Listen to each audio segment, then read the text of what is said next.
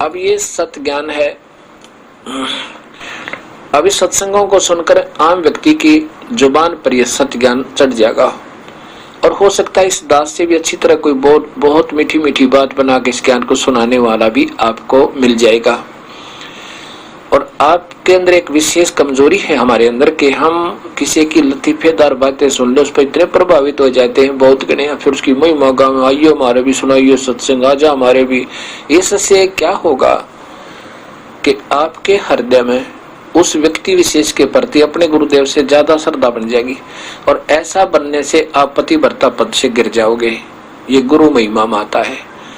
गुरु को तजा बजा जो आना था पशुआ को फोकट गया ना, उस वो आपको मीठी मीठी बातें बता सकता है इस ज्ञान के आधार पर दे कुछ नहीं सकता। जैसे प्रधानमंत्री या मुख्यमंत्री किसी विशेष स्थान पर जाते हैं, उनसे पहले वक्ता बहुत कुछ बोल देते हैं, ऐसा और जमीन आसमान मिला देते हैं, हमारी सरकार ये कर देगी, हम ये कर देंगे, लेकिन वो कर कुछ नहीं सकते, वो बोल सकते हैं।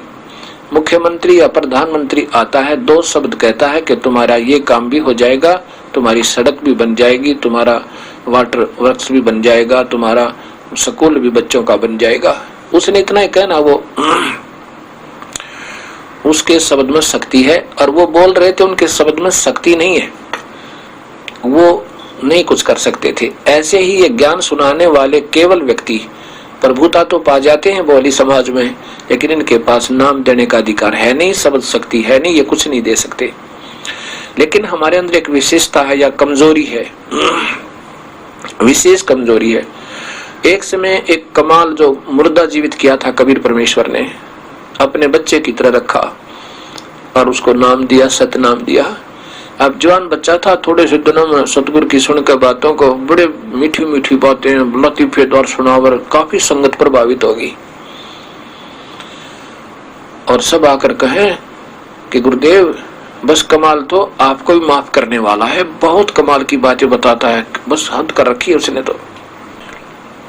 कबीर साहब कहा करते थे, बातें बताना और बनाना ये कुछ और बात है, और समाधान नहीं है तो वो बातें व्यर्थ हैं, चाहे कितनी मीठी बनावे। और ये कह देना कि आपके तुल्य है या आपसे भी बढ़ गया है तो भी आप पतिव्रता पद से गिर गए, आपकी भावना गुरु से अटकी, आप नामहीन हो गए, आपका नाम समाप्त हुआ।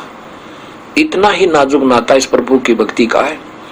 कबीर साहब ने उस कमाल को भी समझा कि नादान क्यों अपने कर्म बिगाड़े, तू अपनी भक्ति कर ले, ना गधा बना हो, ऊपर तेरे ऊपर कृपा हुई है प्रभु की, और अपनी भक्ति कर ले, इनको मत गुमराह करे।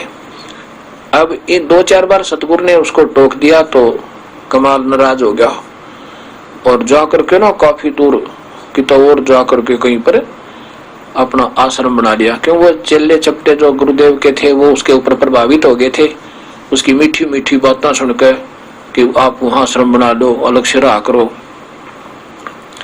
आश्रम बना लिया, कमाल गुरुद्रोही हो गया। और गरीबदास जी कहते हैं, गुरुद्रोही की पैड़ पे जय पग आवे वीर, 84 निश्चय पड़े नु सतगुरु कहे कबीर। पूरे संत परमात्मा तुल कबीर परमेश्वर ने छोड़ कर गुरुद्रोही हो जाना, गुरु से दुश्मनी कर लेना, बराबर में आश्रम बना लेना है, ऐसे ऐसे करना, ये गुरुद्रोही कहलाता है, गुरु की निंदा करना। तो वहां आश्रम बना दिया और ये हमारे जैसे भोले भगत मूड और कमाल था चतुर प्राणी, बातें वही बतावा लेकिन ज्ञान उसके पास नाम देने का आदेश था कोई नहीं।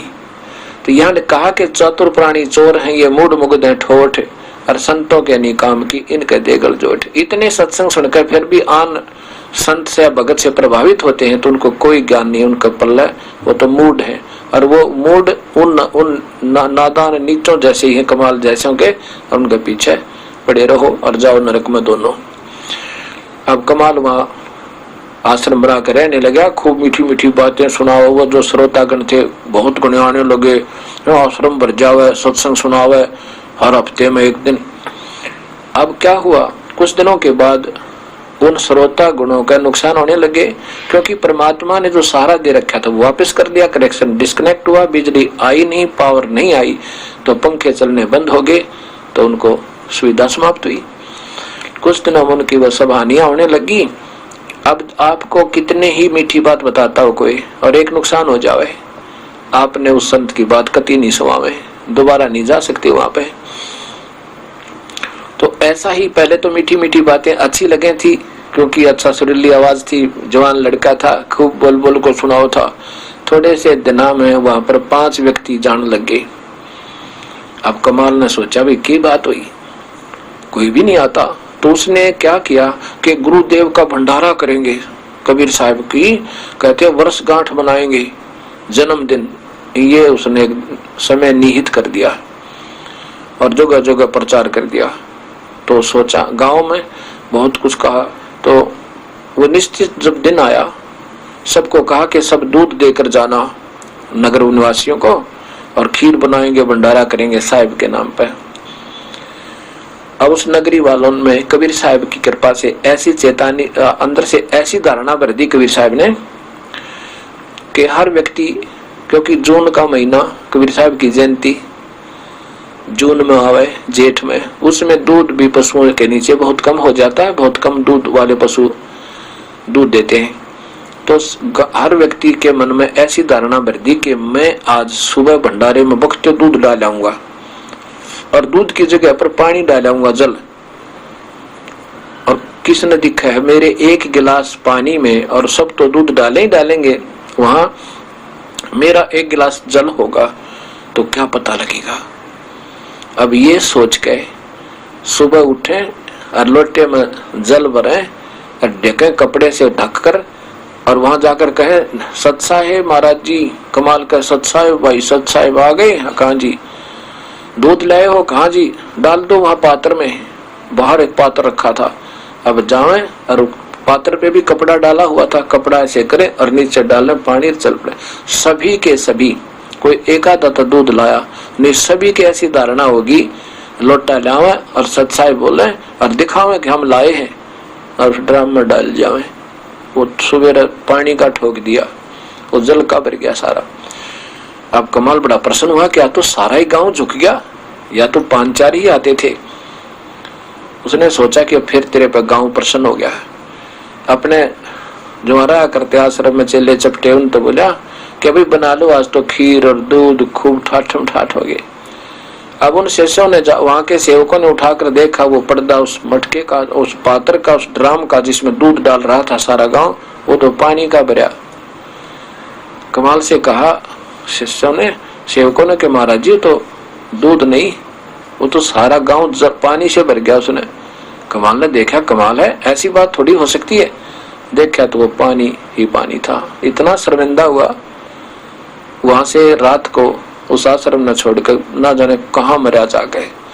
ऐसे कहते हैं, गुरुद्रोही की पैड़ पे जय पगावे वीर, वो 84 निश्चय पड़े नो सतगुरु कहे कबीर। गरीबदास जी कहते हैं कि ये चातुर प्राणी चोर हैं, ये मीठी मीठी बात बनाने वाले बात वही बता रहे हैं, लेकिन उनके पास नाम देने का आदेश नहीं है, तो जीवन खो रहे हैं। ऐसे ये गुरुद्रोही जो होते हैं, गुरु जी से अलग होकर के उन अपने भोली आत्माओं को गुमराह जरूर कर लेते हैं अपनी मीठी बात बना के, और वो अनजान लोग कहेंगे गुरु से भी अच्छा है तो बहुत अच्छी बातें बताता है, तो इतने में भी बात बिगड़ जाती है। गुरु को तजा बजा जो नाता पशुआ को फोकट गया ना। उसके लिए कवि गरीबदास जी कहते हैं कि ये चातुर प्राणी चोर है, विचक्षण है, ये चतुर प्राणी दिखे सियाने पर वस्तु नहीं, न उनके पास नाम देने का आदेश, और न ही वो सत्य ज्ञान है। चोर है मूड मुग्ध है ठोठ, जो इतने सत्संग सुन के भी उनके पीछे लगे, वह कहते हैं ठोठ। तो संतों के नहीं काम के, उनके दे गलजोट, वह उनके साथ, उन विचक्षण चतुर प्राणियों के साथ ही मरने योग्य हैं, जो इतना सत्संग सुन के भी उनकी बातों में फंस जाते हैं। ऐसा कहा।